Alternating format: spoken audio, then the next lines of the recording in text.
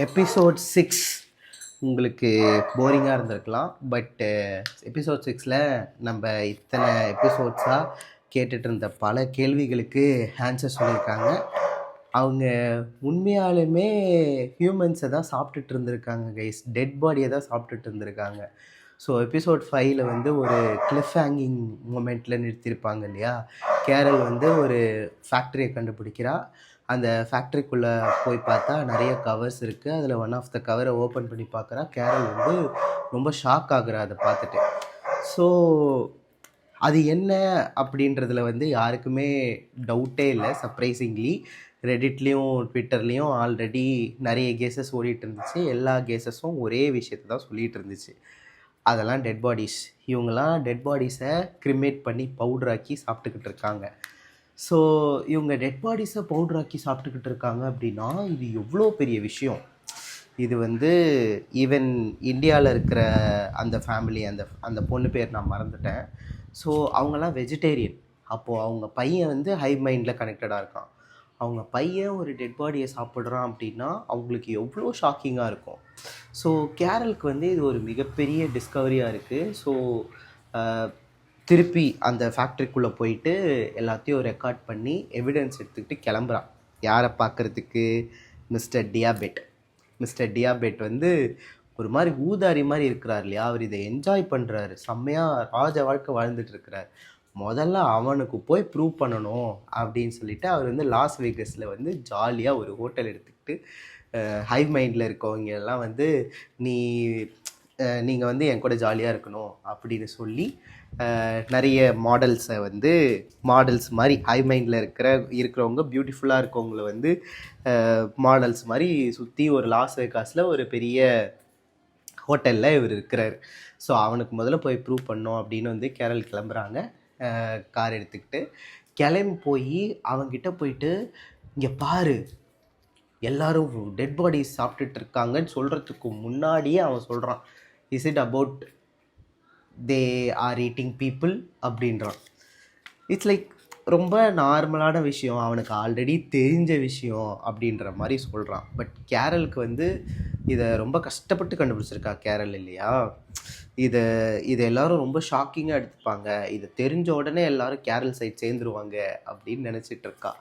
But அப்படி கிடையாதுன்னு mister டியாபெட்டை வந்து ஒரே ஒரு லைனில் is it about they are eating people அப்படின்னு ரொம்ப கேஷுவலாக சொல்கிறான்.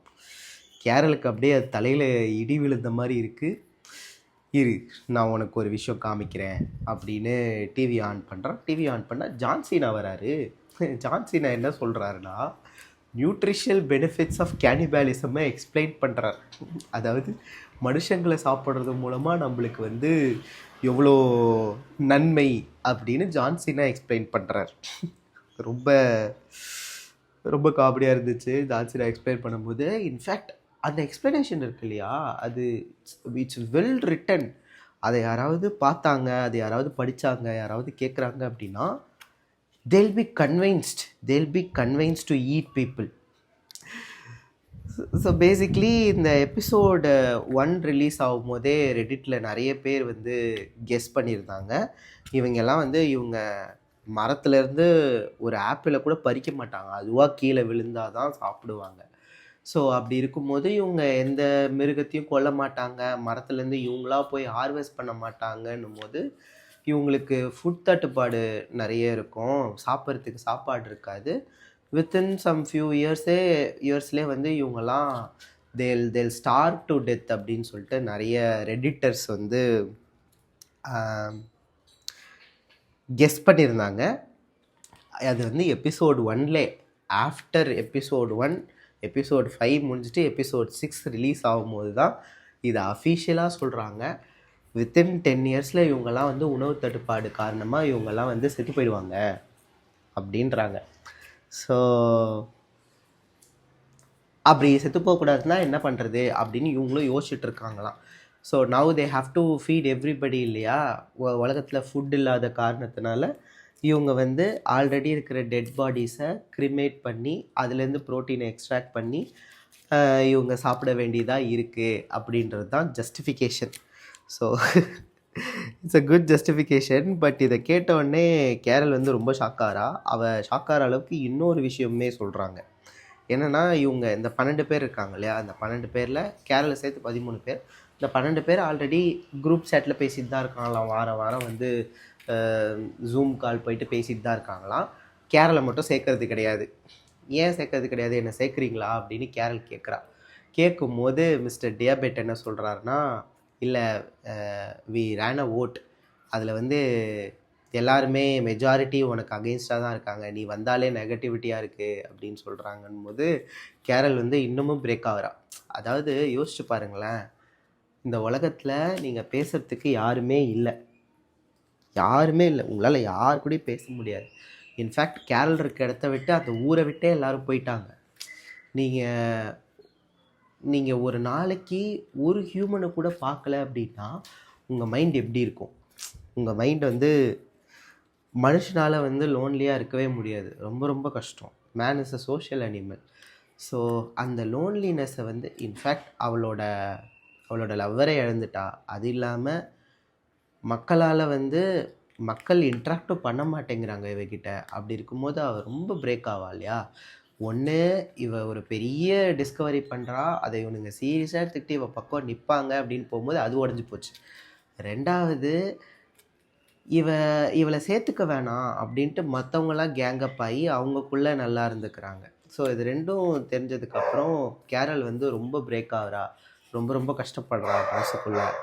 இது வந்து மிஸ்டர் டியாபெட்டுக்கும் தெரியுது. மிஸ்டர் டியாபெட்டுமே வந்து பேசுகிறாரு மற்றவங்க கிட்ட, மற்றவங்க ஒத்துக்க மாட்டேங்கிறாங்க கேரளை சேர்க்கறதுக்கு.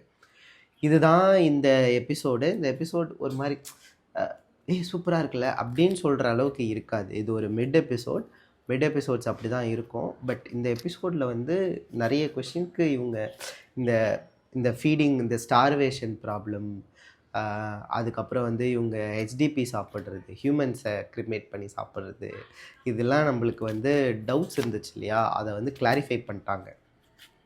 இது இப்படி இருக்க இன்னொரு சப்ளாட் ஓடிட்டுருக்கு. அந்த சப்ளாட்டில் என்னென்னா, அவர் பேர் என்ன, அவர் எங்கே இருக்கிறாரு, பிரேசிலில் இருக்கிறார். மெனோசாஸ், அவரோட நேமை நான் கரெக்டாக தான் சொல்கிறேன்னான்னு தெரில, பட் நான் இப்படி தான் சொல்ல போகிறேன்.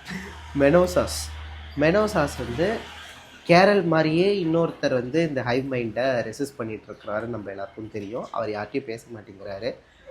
அவருக்கு இப்போ தான் தெரிய வருது, கேரளோட டேப் ரிசீவ் ஆகுது. கேரளோட டேப் ரிசீவ் ஆனோடனே பார்க்குறாரு.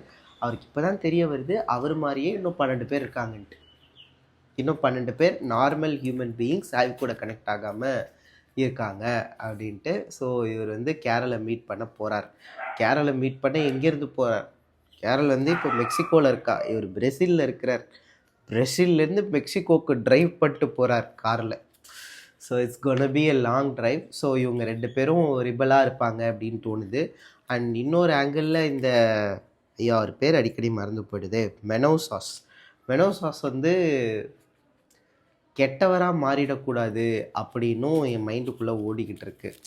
இன்ஃபேக்ட் இப்போ கேரள் வந்து நல்ல பொண்ணு அப்படின்னு நம்மளுக்கு தெரியும். மெனோசாஸ் வந்து கெட்டவராக இருக்கார், இந்த வைரஸை யூஸ் பண்ணி ஏதாவது ஒரு பண்ண போகிறாரு அப்படின்னா it's gonna be a tough spot. நான் பேசும்போது தான் இந்த டாக்ஸ் குலைக்க ஆரம்பிக்கும். Okay, anyways. அண்டு சோஷியல் மீடியாவில் வந்து இவங்கெல்லாம் ஜாலியாக இருக்கிற மாதிரி இந்த கேரள், மெனோசாஸ், அதுக்கப்புறம் இன்னொருத்தர் ஜோஷியான் தான் நினைக்கிறேன், அவங்கெல்லாம் ஜாலியாக இருக்கிற மாதிரி ஒரு ஃபோட்டோ ரிலீஸ் ஆகிருக்கு. அது பார்க்கும்போதே ரொம்ப க்யூட்டாக இருக்குது. So after a long time, Game of Thrones, Attack on Titan இதெல்லாம் தாண்டி ஆஃப்டர் அ லாங் டைம் ஒரு சீரீஸை வந்து நான் ரொம்ப என்ஜாய் பண்ணி பார்த்துட்ருக்கேன். So let's see how this goes.